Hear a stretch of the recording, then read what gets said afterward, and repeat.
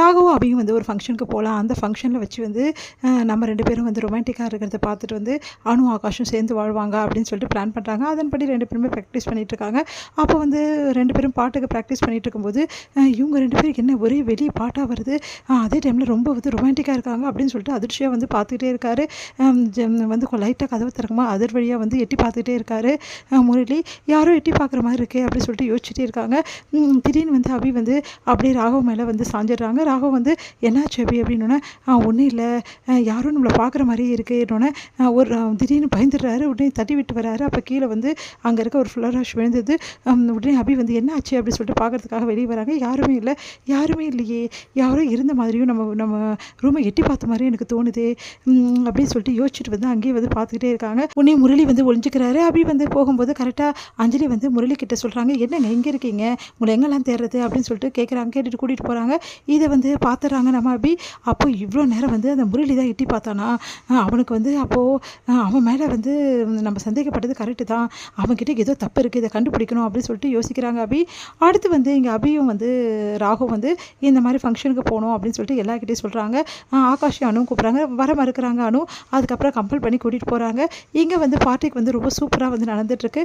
அப்போ வந்து டான்ஸ் வந்து இந்த மாதிரி கப்புள்ஸ்லாம் பண்ணணும் அப்படின்னு சொல்லி சொன்னோன்னே அனு ஆகாஷையும் பண்ண சொல்கிறாங்க. இல்லை எனக்கு மூடு சரியில்லைன்னு சொல்லிட்டு அனு பண்ண மாட்டேங்கிறாங்க. உடனே வந்து நீ வா நம்ம டான்ஸ் பண்ணலாம் அப்படின்னு சொல்லிட்டு நம்ம ராகு வந்து கூப்பிட்றாரு அபியும் போகிறாங்க. 2 பேரும் அவ்வளோ சூப்பராக வந்து டான்ஸ் பண்ணுறாங்க. ஒரு கட்டத்தில் வந்து அபி தண்ணியே மறந்து அப்படியே ராகு நெஞ்சில் வந்து அப்படியே சாஞ்சிட்டு அப்படியே கட்டி பிடிச்சிட்டு அப்படியே கொஞ்சம் நேரம் இருக்காங்க. இது எல்லாம் பார்த்துட்டு எல்லாருமே கிளாப் பண்ணுறாங்க. அப்போ வந்து பார்த்தீங்கல்ல, இந்த மாதிரி தான் வந்து கப்புள்ஸ்னால் இருக்கணும், எவ்வளோ ரொமான்டிக், அதுக்கப்புறம் எவ்வளோ அந்யூன்யமாக இருக்காங்க அப்படின்னு சொல்லிட்டு எல்லாரும் பாராட்டுறாங்க. இதை பார்த்துட்டு இதெல்லாம் எங்கே நடக்குது, எப்போ பார்த்தா சண்டை தான் போட்டுக்கிறோம் அப்படின்னு சொல்லிட்டு ராகு சொல்லிட்டு இருக்காரு. அப்போ ஆகாஷ் வந்து சொல்கிறாரு. உடனே வந்து ராகவ் வந்து என்ன ஆகாஷ் என்ன விஷயம் அப்படின்னோடனே உங்ககிட்ட கொஞ்சம் பேசணும் ராகவ், நீ வந்து பார்த்தியா இன்றைக்கி என்ன நடந்தது நீங்கள் 2 பேர் டான்ஸ் பண்ணும்போது அபி ரொம்ப நேரம் வந்து உன்னோட நெஞ்சிலே அப்படியே சாஞ்சி படுத்துட்டாங்க. ஒரு பொண்ணுக்கு வந்து ரொம்ப வந்து அன்பு இருந்தால் தான் செய்வாங்க, உண்மையிலே சொல்கிறேன், நீ கொடுத்து வச்சவன், உன்னை வந்து எனக்கு தெரிஞ்சு உன்னை அபி வந்து லவ் பண்ணுறாங்க அப்படின்னோடனே அப்படியே அதிர்ச்சி அடைகிறாரு. நீ என்னடா சொல்கிற, நான் லவ் பண்ணி மேரேஜ் பண்ணிக்கினேன், எனக்கு தெரியாதா, லவ்வுக்கும் வந்து சாதாரண விஷயத்துக்கும் உள்ள வந்து வித்தியாசம், நான் சொல்கிறேன் அபி ஒன்று லவ் பண்ணுறாங்க, அபி வந்து உன் மேலே உயிரே வச்சுட்ருக்காங்க, புரிஞ்சுக்கிறாகோ அப்படின்றாரு. உடனே வந்து இது நடக்க சான்ஸே இல்லையே, அபி என் மேலே வந்து எப்படி வந்து பிரியப்பட முடியும், அவள் வந்து கண்டிப்பாக என் மேலே பிரியப்படவே முடியும், சான்ஸே கிடையாது, என் மேலே லவ்வெல்லாம் என்கிட்ட இல்லவே இல்லை, எனக்கு என் மேலே அவளுக்கு அந்த கிருஷ்ணாவை தானே அவளுக்கு பிடிக்கும், அப்புறம் எப்படி என் மேலே லவ் வர முடியும், ஆகாஷ் வந்து தப்பாக புரிஞ்சுக்கிறான் அப்படின்னு சொல்லிட்டு யோசிக்கிறாரு. இங்கே வந்து அனு என்ன பண்ணுறாங்க, அபிக்கிட்ட வராங்க. அபி நான் உங்ககிட்ட ஒன்று கேட்கட்டுமா அப்படின்னு சொல்லிட்டு கேட்குறாங்க.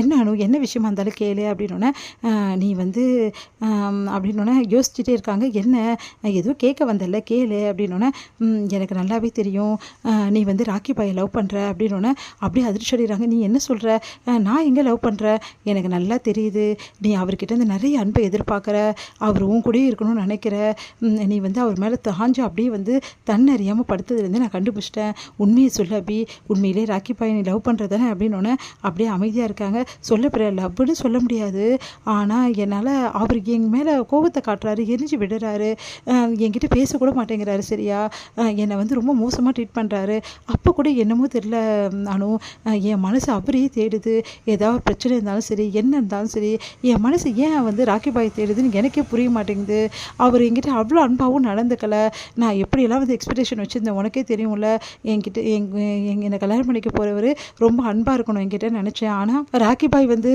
அப்படியே டோட்டலாக நேர்மாறல், அதுக்கு வந்து ஆப்போசிட்டாக தான் இருக்கார், ஆனால் அதுக்கு மீறி ஏன் இப்படி இருக்குன்னு எனக்கு தெரியல, இது தாண்டி காதல், சொன்னால் புரிஞ்சுக்கோ, நீ வந்து ராக்கி பாயை லவ் பண்ண ஆரம்பிச்சிட்டா அப்படின்னோன்னா அபி யோசிக்கிறாங்க. இது முடியுது.